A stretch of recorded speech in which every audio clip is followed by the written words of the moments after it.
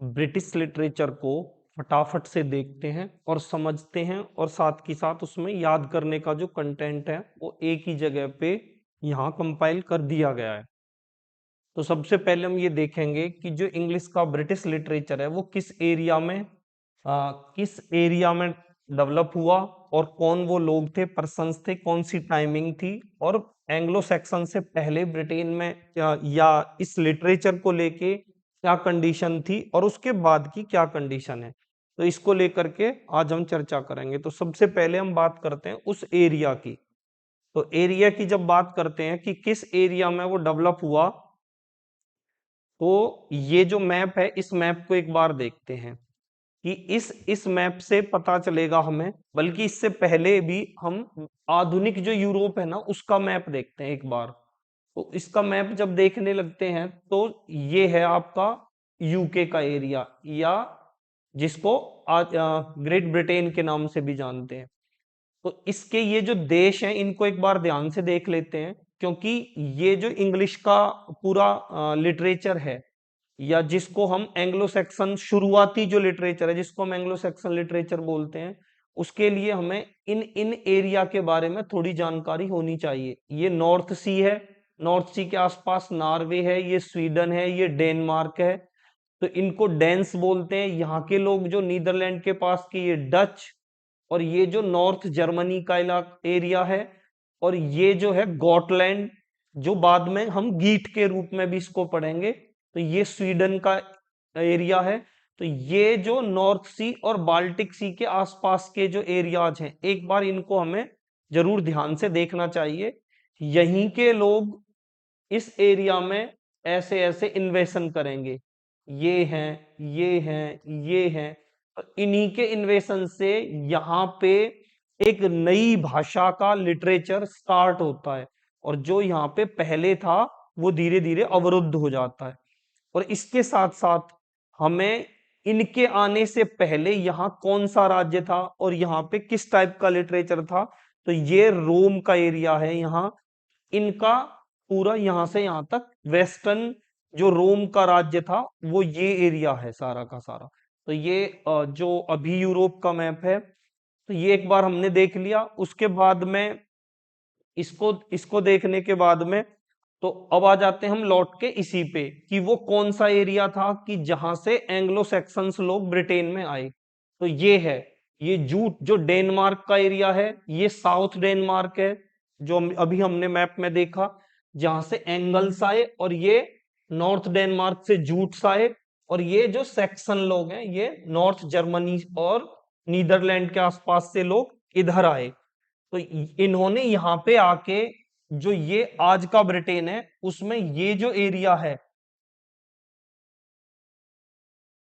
ये जो एरिया है इसको नॉर्दम्ब्रिया, ये भी हम बाद में पढ़ेंगे, ये नॉर्दम्ब्रिया के नाम से जाना जाता है।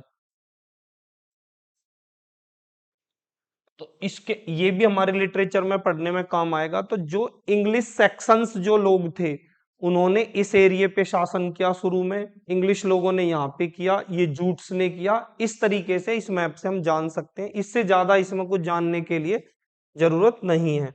तो ये रही एरिया की बात। अब हम बात करेंगे एरिया के बाद में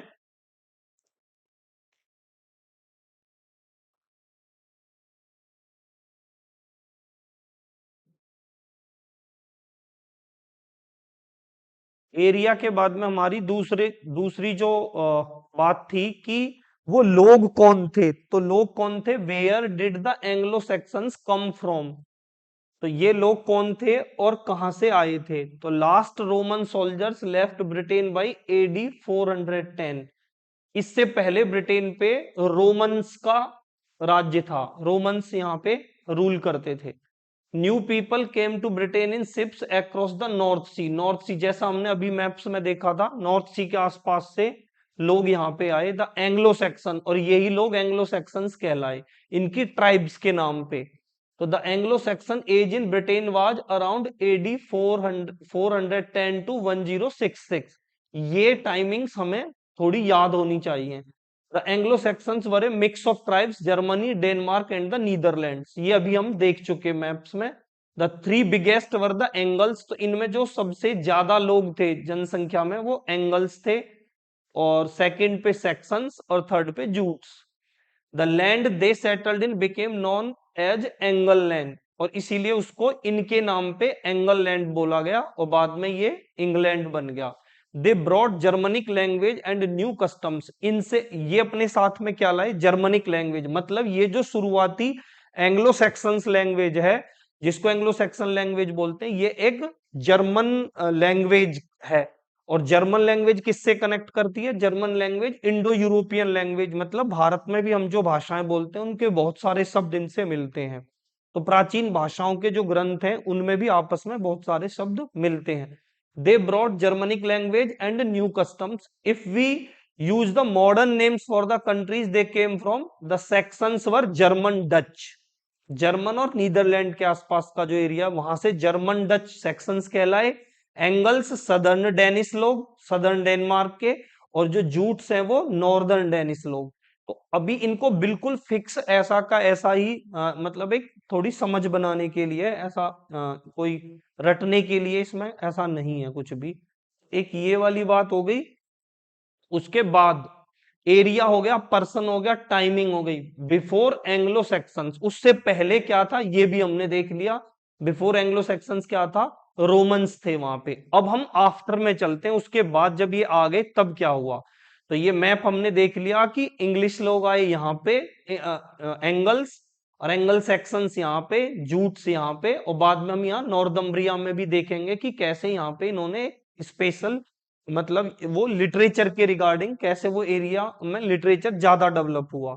तो इसके बाद हम बात करेंगे कि जब एंग्लो सैक्सन्स आ गए तो वो अपने साथ कुछ पोएट्री लाए अपने साथ में, मतलब जो वो बोलते थे, मतलब ऐसी पोयम्स जो लिखित में नहीं थी लेकिन बोलते थे, तो पोएट्री ब्रॉट विद देम। तो our first recorded speech begins with the songs of Widsith and Deor. इनके बारे में हम थोड़ी देर में जानेंगे कि जो रिकॉर्ड है, वैसे बहुत सारा बोलते थे लोग, लेकिन जो रिकॉर्ड में है एक दूसरे से सुन के आया, तो वो ये विडसिथ और ड्योर है। Which the Anglo Saxons may have brought with them when they first conquered Britain, इनको ये अपने साथ लाए। तो ये पोयम्स जो है इनके बारे में भी हम जानेंगे। लेकिन एक ये जो बियोवुल्फ है ये बहुत इंपॉर्टेंट है, यहीं से हम शुरुआत करते हैं अपनी बात की। The earliest and greatest epic, ये क्या है, जैसे अपने यहाँ पे वीर गाथा के काव्य होते हैं, किसी मतलब वीर पुरुष के ऊपर लिखते हैं हिंदी में भी, तो वैसे ये बियोवुल्फ है, ये बियोवुल्फ के विषय में है। तो और heroic poem in our literature, excellent bit of ocean poetry. उस टाइम पे क्या था, क्योंकि ये समुद्र में बहादुरी दिखाते थे, समुद्र के समुद्री जीवन में इनको अपना पौरुष दिखाना होता था, तो उस इसलिए ये एक्सीलेंट पोएट्री है। और इसका अनुमान करते हैं कि ये 210 और 224 के आसपास की है, तो ये अपने साथ लेके आए।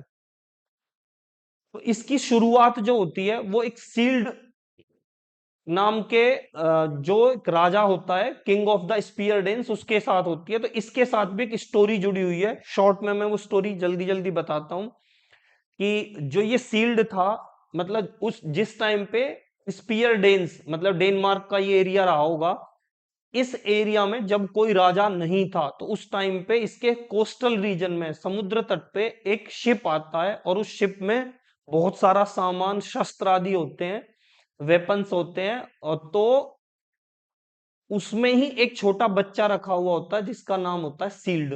तो लोग उसको ले लेते हैं और वो ही आगे चल के वहां का राजा बनता है। और जब वो राजा बन के जब वो धीरे धीरे बूढ़ा होने लगता है, तब यहां से ये स्टोरी शुरू होती है। और उसका एक डिसेंडेंट उसके बाद में एक राजा बनता है, उसका नाम होता है रोथगार, किंग ऑफ द डेन्स। ये क्या करता है, ये एक खाने पीने, जब ये बूढ़ा होने लगता है रोथगार, तो ये एक मीड हॉल बनवाता है जिसका नाम होता है ह्योरोट। तो ये जो ह्यूरोट मीड हॉल बनवाता है, जहां पे खाने पीने का और मनोरंजन का काम होता था इस हॉल में, तो उस हॉल में जब मनोरंजन, उसी के पास में ही समुद्र में कोई एक मांद बना करके, एक लायर में ये ग्रेंडल नाम का राक्षस रहता है, मॉन्स्टर रहता है। और ये लगातार आके अब इनको इस हॉल में आके इनको मारने लगता है। एक दिन आके ये 30 वॉरियर्स को आके मार देता है और उनकी बॉडीज को ले जाता है अपने खाने के लिए।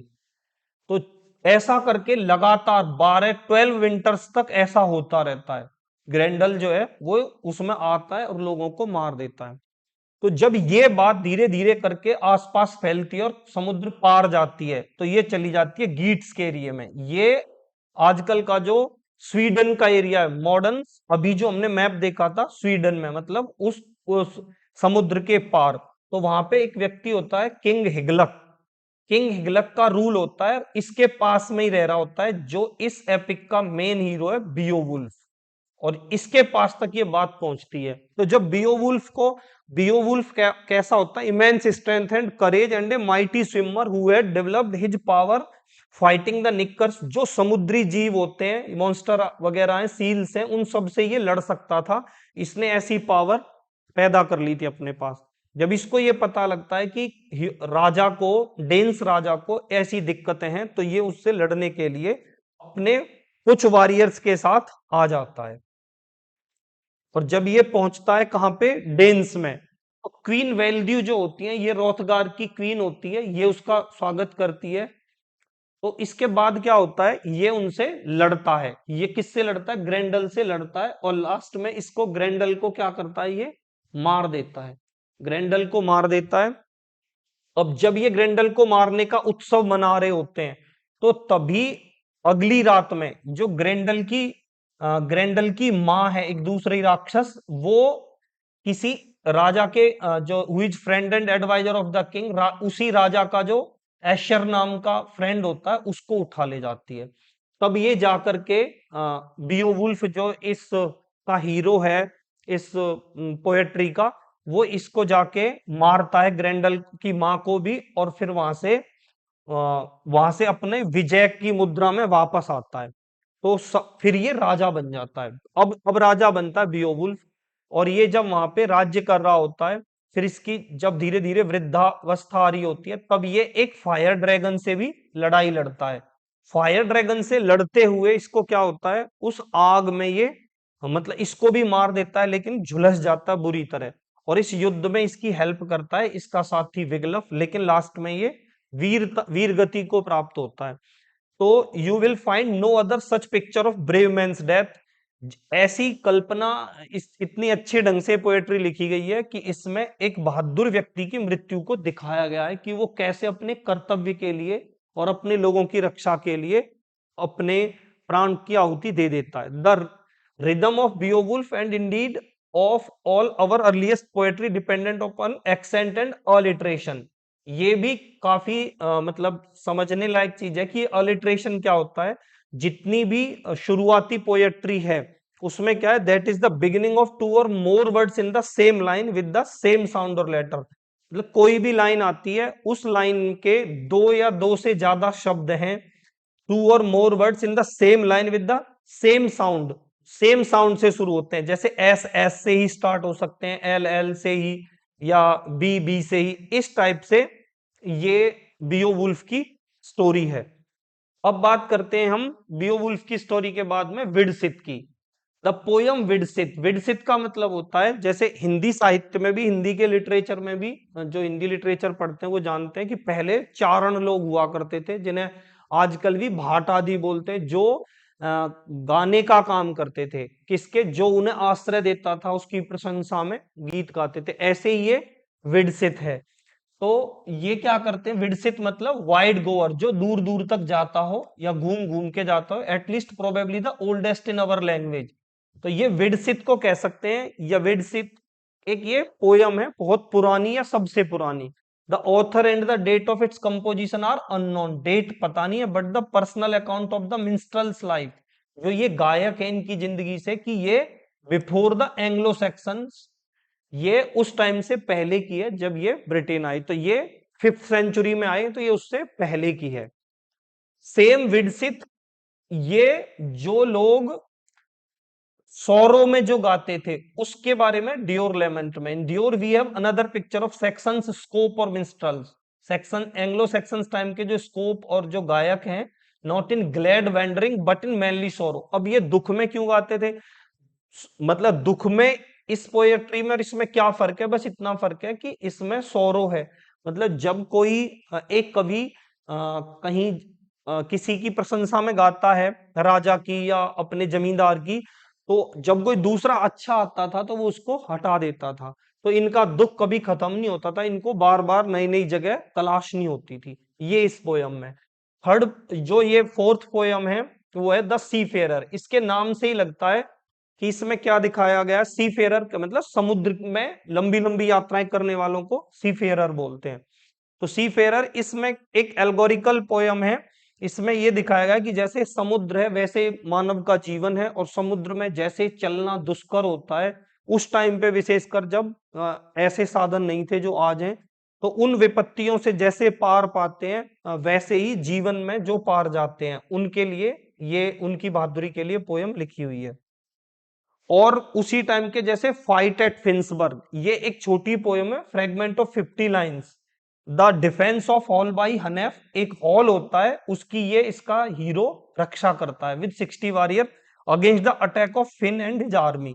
तो कभी कभी ऐसा पूछ लेते हैं एग्जाम में कि ये हनेफ करेक्टर जो है ये किस पोयम से रिलेटेड है, तो ये इसमें बताया है।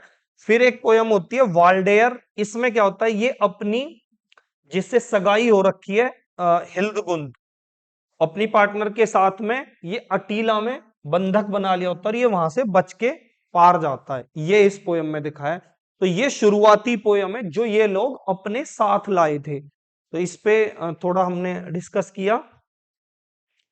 अब ये एक पॉइंट है कि इन पोयम्स में जो उस टाइम के जो लोग हैं, एंग्लो सैक्सन्स लोग हैं, इनके कुछ उसूल या सिद्धांत जो है, कैसा इनका नेचर था वो दिखाया है। तो उसके आधार पे ये आकलन करते हैं कि 5 ग्रेट प्रिंसिपल्स इनके, their love of personal freedom, मतलब ये गुलामी पसंद नहीं करते हैं। देयर रेस्पॉन्सिवनेस टू नेचर, प्रकृति प्रेमी है। देयर रिलीजन, उस टाइम पे इनका रिलीजन था, लेकिन वो ये जो आज का जो ईसाई धर्म है वो नहीं था, वो उसको बोलते थे पैगन। उसके बारे में भी हम थोड़ा आगे जाके जानेंगे, पैगन। तो ये इनका रिलीजन था। Their reverence for women, womanhood, महिलाओं के प्रति एक रेवरेंस था, श्रद्धा का भाव रहता था। एंड देयर स्ट्रगल, ये सारा कुछ जो ये निष्कर्ष जो निकलता है, ये समरी किसके बेस पे, इन पोयम्स में जो इनके हीरोज की एक्टिविटीज और उनके करेक्टर्स हैं।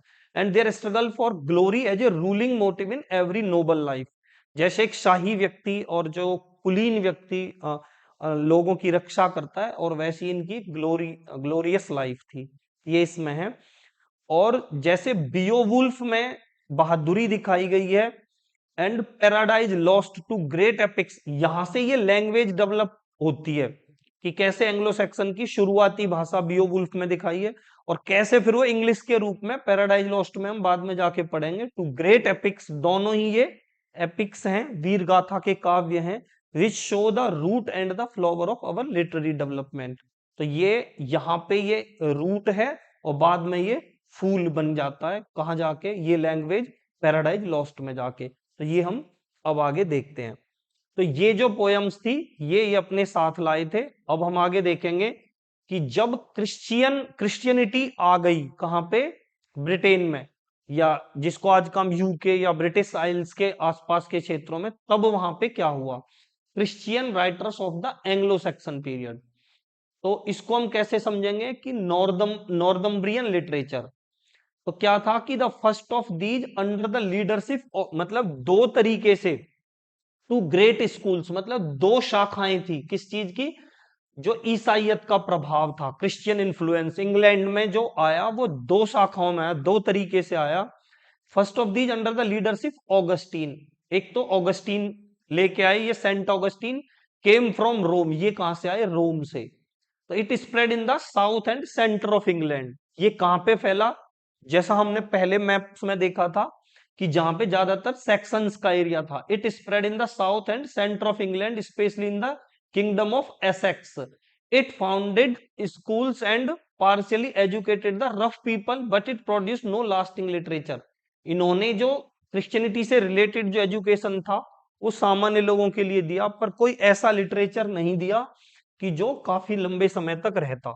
तो ये तो ऑगस्टीन वाली ब्रांच होगी। दूसरी आई सेंटली एडन के रूप में। तो इन्होंने ये कहां पे आए, ये आयरलैंड से आए, which country had been for centuries a centre of religion, जहां पे यहां से पहले ही क्राइस्ट रिलीजन था, and education for all western Europe, और यहां से ये काफी वेस्टर्न यूरोप में शिक्षा दे रहे थे आयरलैंड वाले।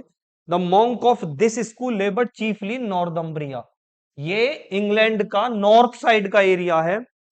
इस इलाके में सेंट एडली के उसमें तो ये नॉर्थम्ब्रियन लिटरेचर एक ब्रांच बन गई फिर, क्योंकि and to their influence we owe all that is best in Anglo Saxon literature, it is called the Northumbrian school. तो इसलिए हमने ये पढ़ा। It centre was the monastery, तो जो जहां पे मॉन्क्स वगैरह मतलब साधु जैसे होते हैं, मठ जो होते हैं वो जहां रहते हैं उनको मोनेस्ट्री बोलते हैं। And abbeys such as Jarrow and Whitby, तो जो जाओ जो मठ जहां होते हैं वो उनके ये नाम है, हिटबी वगैरह। तो यहाँ पे फिर ये जो मेन मेन जो राइटर्स हैं वो लोग रहते थे, और वो ये नॉर्थम्ब्रियन स्कूल बना। तो नॉर्थम्ब्रिया के क्षेत्र में जो लिटरेचर डेवलप हुआ, इसलिए उसको नॉर्थम्ब्रियन लिटरेचर कहते हैं। तो ये इसके मुख्य जो मतलब सेंट्स हैं, बीड हैं, कैडमन है और सिनेवुल्फ हैं, ये इन मोनेस्ट्रीज में रहते, हिटबी में, जेरो में। तो वहां से मतलब एक लंबे समय तक जो इन्फ्लुएंस छोड़ सकता था, ऐसा लिटरेचर सामने आया। तो अब हम इनको पढ़ेंगे कि बीड, कैडमन और सिनेवुल्फ ने कैसे किस किस तरीके से क्या अपना योगदान दिया। बात करते हैं सबसे पहले बीड की। तो इस टाइप के क्वेश्चंस भी आते हैं, ये बिल्कुल याद करने के फैक्ट्स हैं कि इन बीड को क्या बोलते हैं, the father of our English learning, कि इनको ये बोला जाता है कि ये इंग्लिश लर्निंग के फादर हैं। ये फादर कैसे हैं, जबकि wrote almost exclusively in Latin, इन्होंने ज्यादातर लैटिन में लिखा, लेकिन इनका एक वर्क था translation gospel of John into Anglo Saxon, having been unfortunately lost. लेकिन ऐसा भी क्वेश्चन आ जाता है कि गॉस्पेल ऑफ जॉन जो है इसका ट्रांसलेशन किसने किया। इनकी टाइमिंग भी याद रखेंगे। The work most important to us is the ecclesiastical history of English people, ये जो वर्क है इनका, ये बहुत अच्छे से याद करने के लिए, the ecclesiastical history of English people.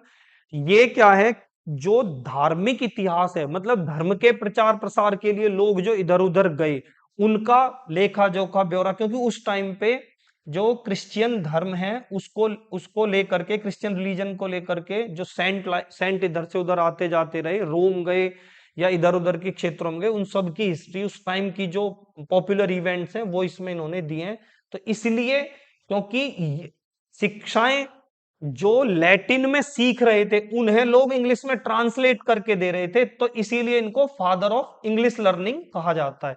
It was an age of credulity and miracles, जो सेंट्स होते थे और वो कैसे करके लोगों की परेशानियां दूर कर देते थे, या उनको क्राइस्ट की घटनाएं बता करके उनको कैसे रिलीजियस लाइफ में ढाल देते थे, ये सब लोगों के मन में चल रहा था। तो वर इन मेंस माइंड्स, ये बीड का वर्क पढ़ लिया हमने।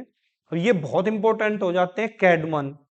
ये एक और बात है यहां समझने की, कि जो ये कैडमन है इनके बारे में इनकी इस बुक में लिखा हुआ है, द इक्लेसियस्टिकल हिस्ट्री ऑफ, इक्लेसियस्टिकल मतलब चर्च विषयक जो इतिहास है, उसमें इनके विषय में लिखा हुआ है, कैडमन के विषय में। तो हम इनको देखते हैं।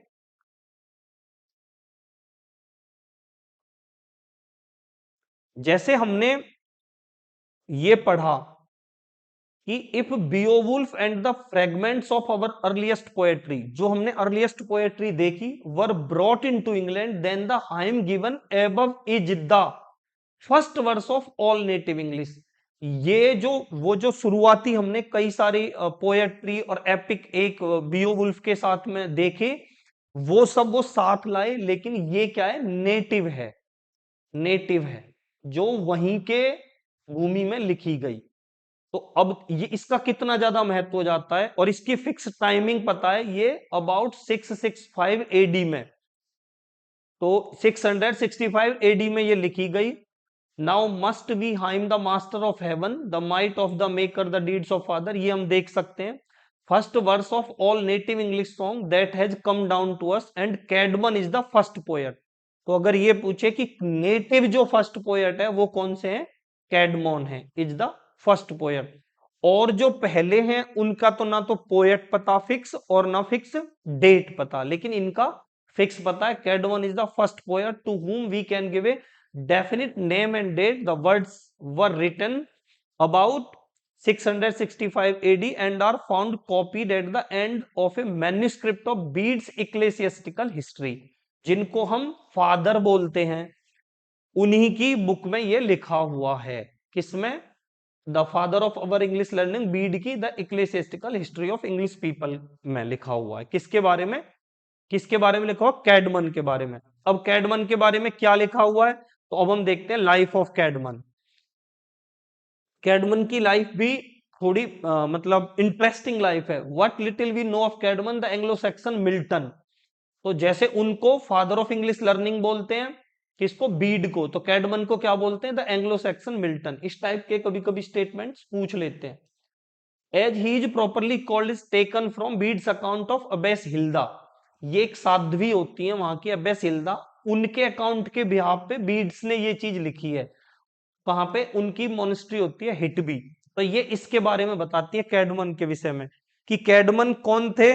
कैडमन एक बहुत ही सामान्य लेमैन वर्ड यूज करते हैं। लेमैन मतलब कोई स्पेशलिस्ट नहीं थे, एक सामान्य व्यक्ति थे, किसी सब्जेक्ट के स्पेशलिस्ट व्यक्ति नहीं थे। लेकिन वो जिस जगह रहते थे वहां की ये मतलब एक ट्रेंड था कि जब भी वहां खाने के टाइम लोग मिलते थे तो किसी एक बाई द टर्न मतलब अपनी अपनी बारी के हिसाब से उन्हें सॉन्ग सुनाना होता था। तो जब बारी आती कैडमन की तो कैडमन उठ के चले जाते। लेकिन एक दिन क्या हुआ कि कैडमन उठ के चले गए, तो कैडमन जब जाके लेट गए तो उन्हें इस तरीके का कोई थॉट आया कि कोई उनसे ये कह रहा है कि कैडमन सिंग मी सॉन्ग, कि तुम मेरे लिए गाओ, सिंग मी सॉन्ग। तो उन्होंने कहा मुझे गाना नहीं आता। तो फिर कहा कि नहीं मेरे लिए गाओ। तो उन्होंने कहा कि मैं क्या गाऊं? तो उन्होंने कहा कि वो गाओ क्रिएटर के लिए गाओ, कि जिसने ये दुनिया बनाई है, मतलब भगवान के लिए गाओ। तो वो लास्ट में एक पोयम बना के मतलब आके अपने लोगों को और इनको एबेस हिल्दा के पास ले जाते हैं और उनको सुनाते हैं। तो लोग ये मानते हैं कि जरूर इनको ये ब्लेसिंग्स के रूप में एक गायन मिला है कि एक बहुत सामान्य व्यक्ति इतनी अच्छी पोयम कैसे लिख सकता है। तो एबेस हिल्दा इनको पुरस्कृत करती है और इनकी फैमिली को भी अपनी हिटबी में मोनेस्ट्री में बुला लेती हैं। तो इस तरीके से ये एक विशेष व्यक्ति के रूप में जाने जाते हैं और ये फर्स्ट पोएट भी नेटिव फर्स्ट पोएट के रूप में जाने जाते हैं। आगे हम देखते हैं कि इनके जो वर्क्स हैं, कैडमन के वर्क्स कौन से हैं।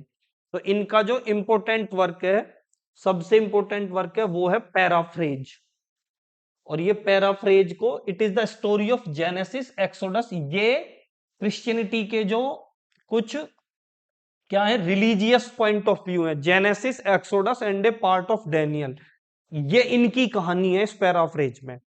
और इस पैराफ्रेज में एक चीज और भी है, इसके साथ साथ इनकी एक रचना क्या जूडिथ है। जूडिथ में क्या है? Fragments of the same general character. Judith in Holofernes is represented as a savage. कोई हॉलो फर्नेस को एक प्रतिनिधि दिखाया किसका? मतलब भयंकर नरसंहार का और क्रूरता का। Revealing in is mead hall and when the heroic Judith, Judith इसका सर काट देती है। ये इसमें जूडिथ की बहादुरी दिखाई है। तो पैराफ्रेज को मैं किस चीज की स्टोरी है? जेनेसिस, एक्सोडस और Daniel, a part of Daniel और जूडिथ, ये एक समझने का पार्ट हो गया। अब बात करते हैं हम अगले सेंट पोएट की, वो है सिनेवुल्फ। तो सिनेवुल्फ ये 8th सेंचुरी में है। He is the only one of, अब जैसे हमने दो देखे, दो क्या देखे? एंग्लो सैक्सन मिल्टन और बीड को क्या देखा?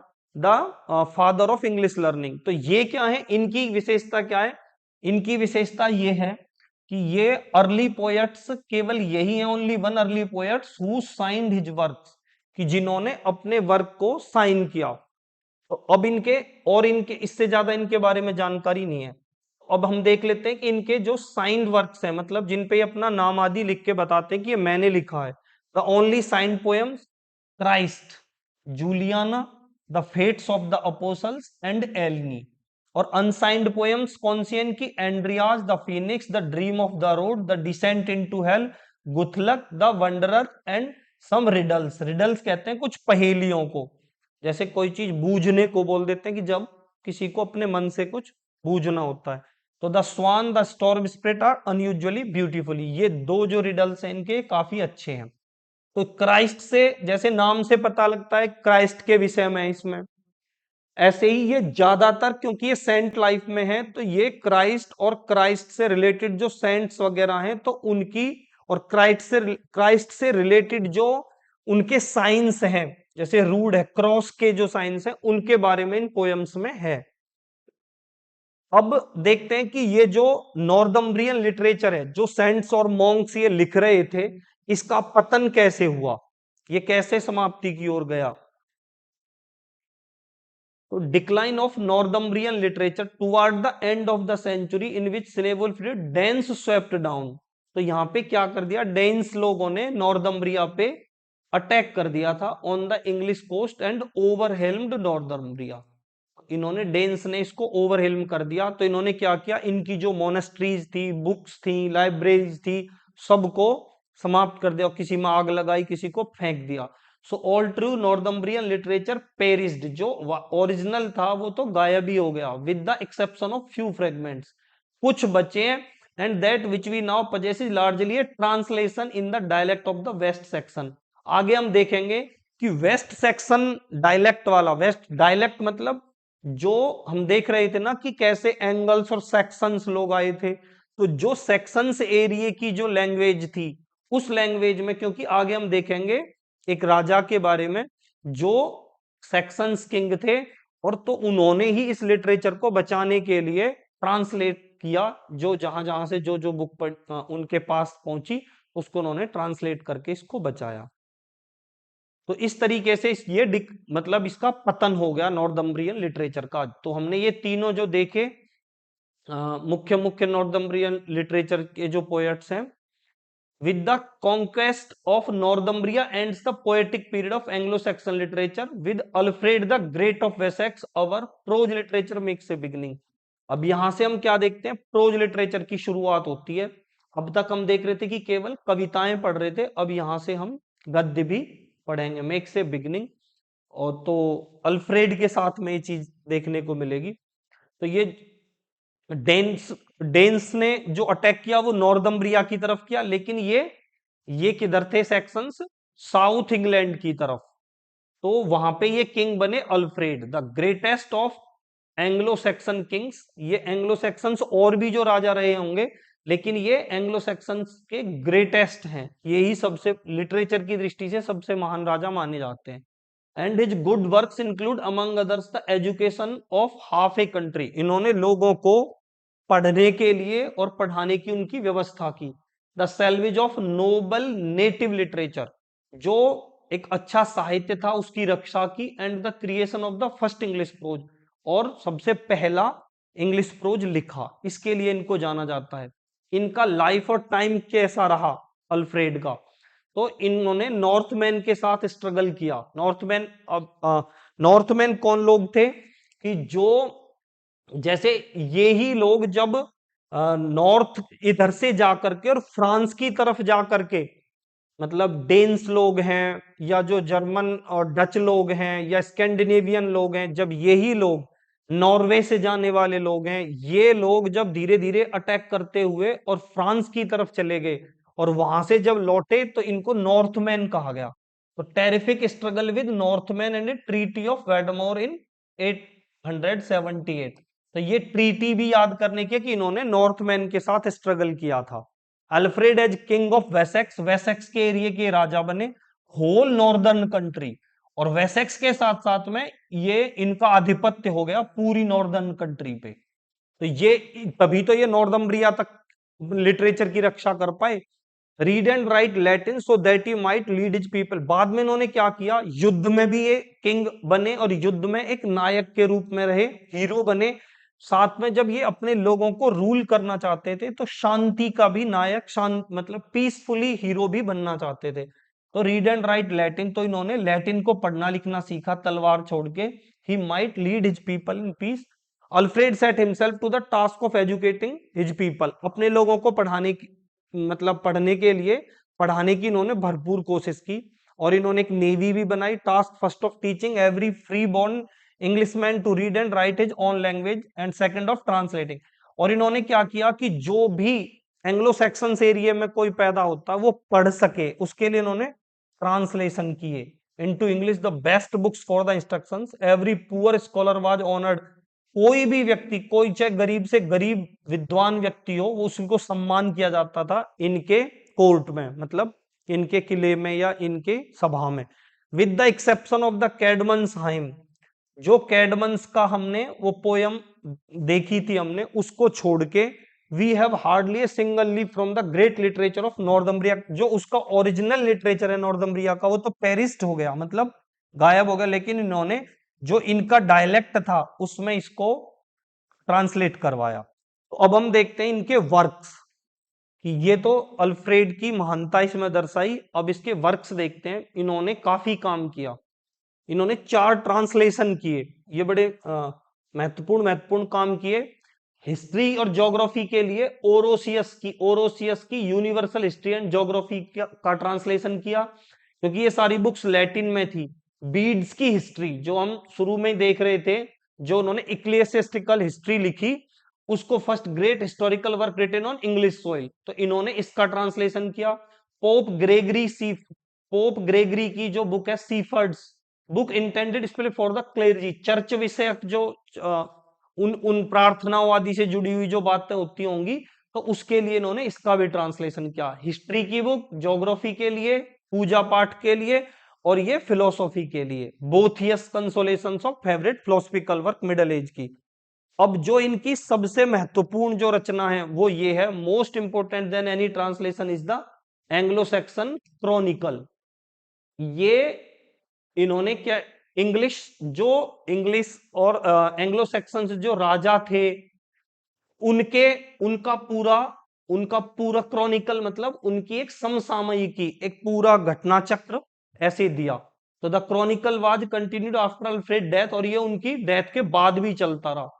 और जो आसपास कोई युद्ध आदि की घटनाएं होती इनके बाद में, ऐसे भी क्वेश्चन आ जाते हैं कि जो बैटल है ये the battle of Brunanburh, the battle of Maldon, तो कोई और बैटल जो हमने शुरुआती पोएट्री में देखा, तो ऐसे क्वेश्चन दे दिया कि ये पहले हुआ या ये पहले हुआ।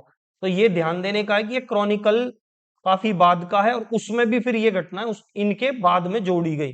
तो द लास्ट एंटर्ड इन 1991 में, 991 में, 75 years before the Norman conquest. इसके बारे में हम बाद में पढ़ेंगे, नॉर्मन कॉन्क्वेस्ट के बारे में। Is the swan song of Anglo Saxon, the chronicle was continued for a century after the Norman. तो ये तो जब इन्होंने लिखा, किसने लिखा, इस किंग ने जब ये लिख दिया, तो उनके भी काफी दिन बाद में, अल्फ्रेड के बाद में 200 साल तक ये क्रॉनिकल मतलब इसमें प्लस होता गया कुछ कुछ मैटर तक, continued for a century after the Norman conquest. तो अब हम लास्ट में बस समरी देखते हैं पूरे एंग्लो सैक्सन पीरियड की, थोड़ा ढंग से ध्यान से, इसमें बड़े सरलता से चीजें पॉइंट्स दिए। First landing was probably by a tribes of Jutes. ये अनुमान करते हैं कि जो ये एंग्लो सैक्सन और जूट्स आए थे, तो इनमें सबसे पहले जूट्स ही वहां पहुंचे थे। कहां, ब्रिटिश आइलैंड पे, under chiefs called by the chronicle Hengist और होर्सा। ऐसा अनुमान करते हैं कि इनके अंडर में ये उस टाइम पे इनके चीफ थे।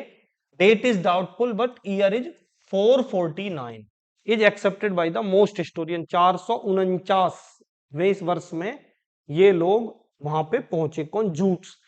It's subjects were chiefly the sea. किसका सब्जेक्ट्स, जो भी शुरुआती पोएट्री है एंग्लो सेक्शंस जो साथ में अपने लाए थे, उसमें क्या ज्यादा दिया हुआ है, सी के विषय में। एंड द प्लंजिंग बोट्स, और बोट्स की मतलब उनको किस ढंग से चलाया जा सकता है, बैटल्स के विषय में, एडवेंचर्स के विषय में, और उनके बहादुरी के कारनामे, the glory of warriors and love of home, और कैसे वो अपने जहां रहते हैं अपने घर से कितना प्रेम करते हैं, मतलब अपने लोगों के लिए, उनकी रक्षा के लिए कितने प्रयत्नशील हैं।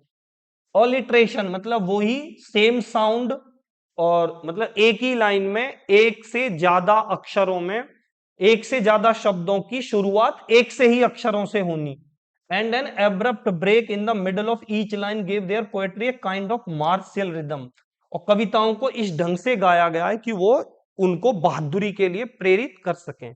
ये हुई बात। Northumbrian literature flourished between 650 and 850। ये बिल्कुल अच्छे से याद करने का है कि नॉर्थम्ब्रियन लिटरेचर इस टाइम के बीच में, मतलब कब से, जब बीड, हमने तीन मुख्यतः पढ़े, बीड पढ़ा और किसको पढ़ा, कैडमॉन को पढ़ा और सिनेवुल्फ को पढ़ा।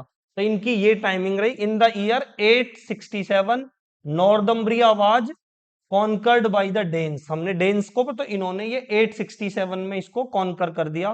तो फिर किसकी शुरुआत होती है, इंग्लिश प्रोज की। The beginning of English pros, writing under Alfred, Alfred के अंडर में। तो ये कब होती है, 848 से लेके 901 इनका टाइम रहा। और most important prose work of this is the Anglo Saxon Chronicle. ये महत्वपूर्ण था। और इनके ट्रांसलेशंस अलग जो 4 बुक्स देखी थी हमने, which was revised and enlarged by Alfred and which was continued for more than 2 centuries। तो ये सारे फैक्ट्स जो हैं, अगर हम इनको याद कर लेते हैं तो इस टॉपिक से रिलेटेड ज्यादातर चांसेज हैं कि उस क्वेश्चंस को कर पाए। तो आप लोग ध्यान दीजिए। धन्यवाद।